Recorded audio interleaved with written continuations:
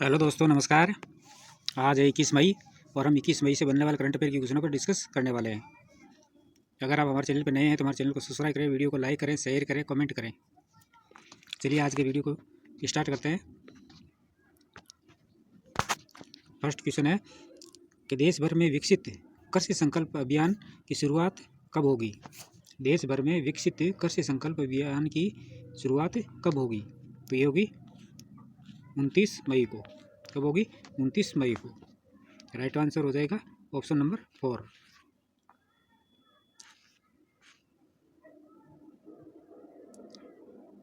उन्नीस मई को नई दिल्ली में केंद्रीय कृषि मंत्री शिवराज सिंह चौहान ने देश भर में विकसित कृषि संकल्प अभियान शुरू करने की घोषणा की थी। और विकसित कृषि संकल्प अभियान 29 मई से शुरू होगा और 12 जून तक चलेगा। इस कैंपेन का उद्देश्य है किसानों को कृषि संबंधित उन्नत तकनीकों और बीजों के बारे में जानकारी देना। उद्देश्य क्या है कि किसानों को कृषि संबंधी उन्नत तकनीकों और बीजों के बारे में जानकारी देना है। ये देश भर के 723 जिलों में विकसित कृषि संकल्प अभियान को चलाया जाएगा और इसमें लगभग 1.5 करोड़ से ज़्यादा किसानों को फायदा मिलेगा। इस कैंपेन के दौरान कृषि वैज्ञानिकों का एक दल लगभग 65,000 गाँव में जाएगा और किसानों को वैज्ञानिक विधि से खेती की व्यवहारिक जानकारी प्रदान करेगा।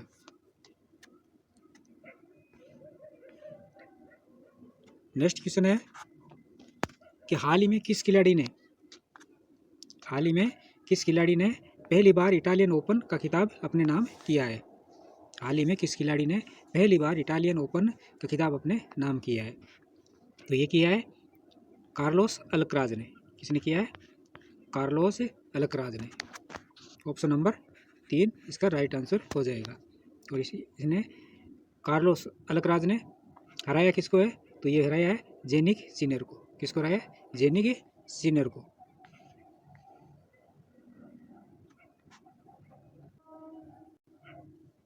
कार्लोस अल्कराज ने 2025 इटालियन ओपन जीतकर सुर्खियां बटोरी और विश्व में नंबर 1 अधिक स्पिनर जेनिक सिनर को रोम में उनके घरेलू दर्शकों के सामने हराया। 1990 के बाद अल्कराज ऐसे तीसरे खिलाड़ी बने जिन्होंने एटीपी टूर के अंतर्गत सभी प्रमुख क्ले कोर्ट खिताब जीते हैं।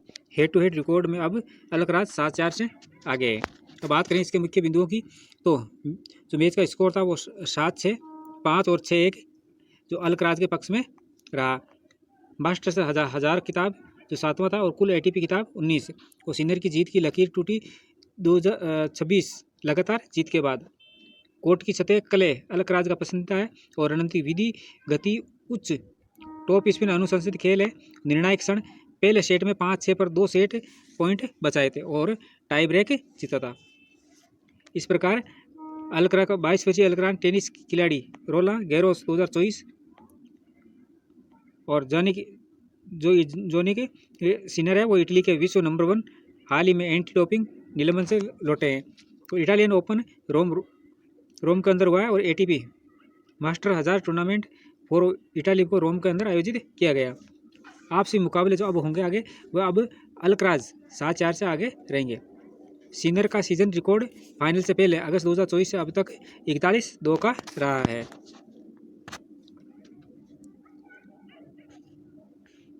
नेक्स्ट क्वेश्चन है कि हाल ही में कहाँ पर ऑटोमोटिव और हथियार प्रणाली परीक्षण केंद्र का उद्घाटन किया गया है? हाल ही में कहाँ पर ऑटोमोटिव और हथियार प्रणाली परीक्षण केंद्र का उद्घाटन किया गया है? तो ये किया गया चेन्नई के अंदर। कहाँ किया गया? चेन्नई के अंदर। राइट आंसर हो जाएगा ऑप्शन नंबर 4। रक्षा अनुसंधान एवं विकास संगठन यानी DRDO के अध्यक्ष डॉक्टर समीर वी कामत ने वेल्लोर में अत्याधुनिक ऑटोमोटिव और हथियार प्रणाली परीक्षण केंद्र का उद्घाटन किया है। ये नव स्थापित केंद्र सभी विभिन्न प्रकार के ट्रकों से सुसज्जित है जिन्हें विशेष रूप से ट्रैक युक्त बख्तरबंद लड़ाकू वाहनों के मोटर वाहन प्रदर्शन मापदंडों में व्यापक परीक्षण की सुविधा के लिए डिजाइन किया गया है। बात करें DRDO की, तो DRDO केंद्रीय रक्षा मंत्रालय के तहत एक प्रमुख अनुसंधान और विकास निकाय है और इसकी स्थापना 1958 के अंदर भारतीय सशस्त्र बलों के लिए आधुनिक हथियार प्रणाली विकसित करने और इसे आत्मनिर्भर बनाने के लिए की गई थी। और इसका मुख्यालय नई दिल्ली के अंदर है। मुख्यालय कहाँ है? नई दिल्ली के अंदर। अध्यक्ष डॉक्टर समीर वी कामत है। कौन है? Doctor Sameer V Kamath. बात करें नेक्स्ट क्वेश्चन की, तो हाल ही में 18 मई 2025 को EOS-9 उपग्रह को कक्षा में स्थापित करने के लिए इसरो के PSLV C61 मिशन की विफलता का क्या कारण था? हाल ही में 18 मई 2025 को EOS-09 उपग्रह को कक्षा में स्थापित करने के लिए इसरो के PSLV C61 मिशन की विफलता का क्या कारण था? तो इसका कारण था रॉकेट के तीसरे चरण में समस्या आई थी। क्या बात था? रॉकेट के तीसरे चरण के अंदर समस्या आई थी। ऑप्शन नंबर 3 इसका राइट आंसर हो जाएगा।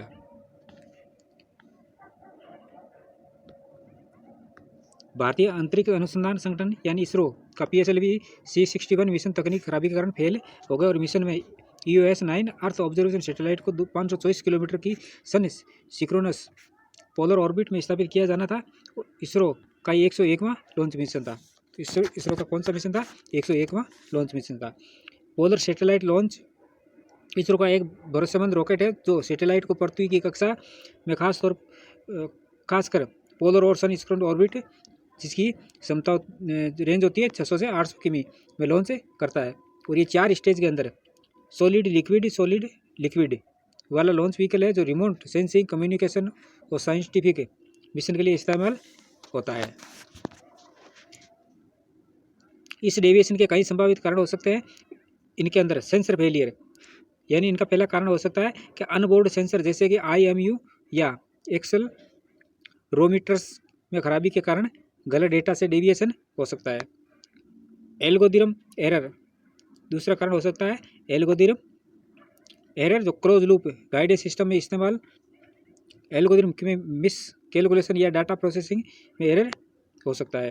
थ्रस्ट असामान्यता थर्ड स्टेज के सॉलिड मोटर में प्रेशर ड्रॉप या नोजल की समस्या हो सकती है जिसके कारण अपेक्षित थ्रस्ट जनरेट नहीं हुआ था। डेटा ट्रांसफॉर्मेशन पर एरर या टेलीमेट्री सिस्टम में कोई गड़बड़ी जिसके कारण अनबोर्ड डेटा सही ढंग से ग्राउंड स्टेशन तक नहीं पहुंचा। ये इसके जो 4 कारण हैं, इन कारणों से फेल अनुमानित कारण हैं जिनके कारण ये फेल हुआ था। नेक्स्ट क्वेश्चन है कि हाल ही में गोल्डन ड्रैगन 2025 संयुक्त अभ्यास किसने प्रारंभ किया है? हाल ही में गोल्डन ड्रैगन 2025 संयुक्त अभ्यास किसने प्रारंभ किया है?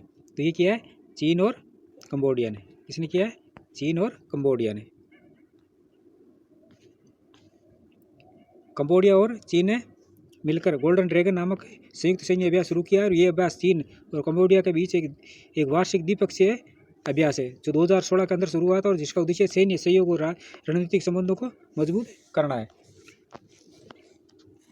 गोल्डन ड्रैगन 2025 अभ्यास का मुख्य उद्देश्य है कंबोडिया और चीन के बीच सैन्य सहयोग को मजबूत करना और संयुक्त रूप से युद्ध कौशल का अभ्यास करना, एक दूसरे के साथ बेहतर ढंग से संवाद स्थापित करना है। और इस अभ्यास में दोनों देशों की सेनाएं अपने अपने युद्ध कौशल का प्रदर्शन करती है और एक दूसरे से सीखने का अवसर प्राप्त करती है। नेक्स्ट क्वेश्चन है कि हाल ही में एशिया प्रांत क्षेत्र की सबसे बड़ी समुद्री और एरोस्पेस प्रदर्शनियों में से एक लीमा 2025 कहाँ प्रारंभ होगी? समुद्री और एरोस्पेस प्रदर्शनियों में से एक लीमा 2025 कहाँ प्रारंभ होगी? तो ये होगी मलेशिया के अंदर। कहाँ होगी? मलेशिया के अंदर। ऑप्शन नंबर 4 इसका राइट आंसर हो जाएगा।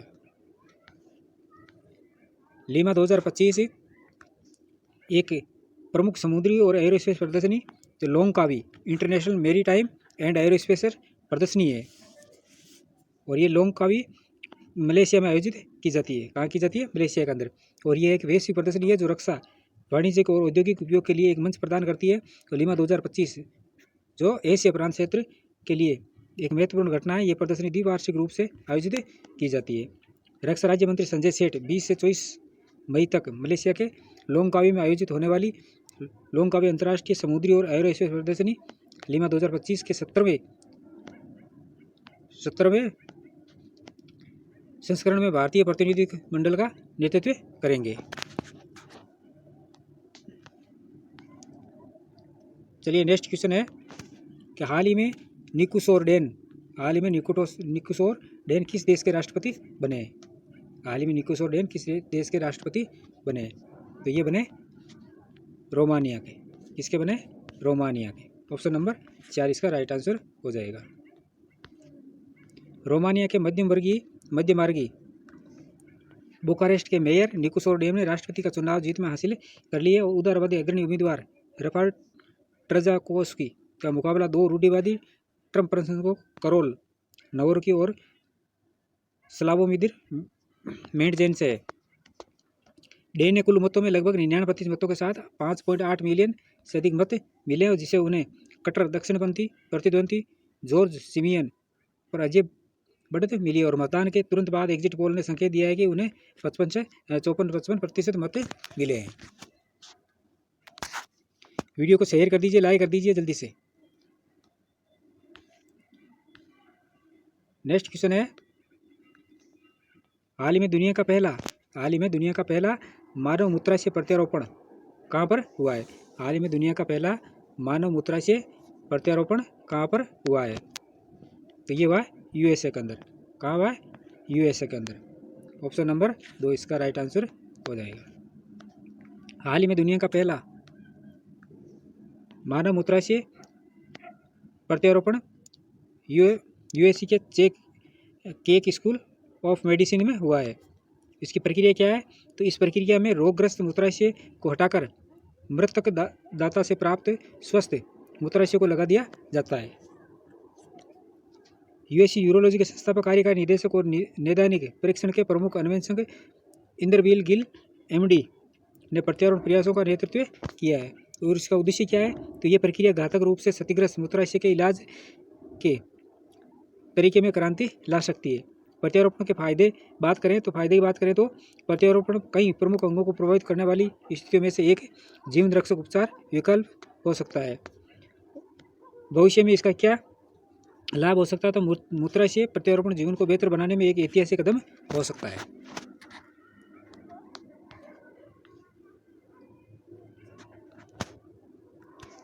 प्रीवियसली क्वेश्चनों का रिवीजन कर लेते हैं कि हाल ही में संस्कृति मंत्रालय ने एक देश एक धड़कन लॉन्च किया है और हाल ही में भारत का सबसे लंबा रेल फ्लाईओवर गडर महाराष्ट्र राज्य के अंदर लॉन्च किया गया है।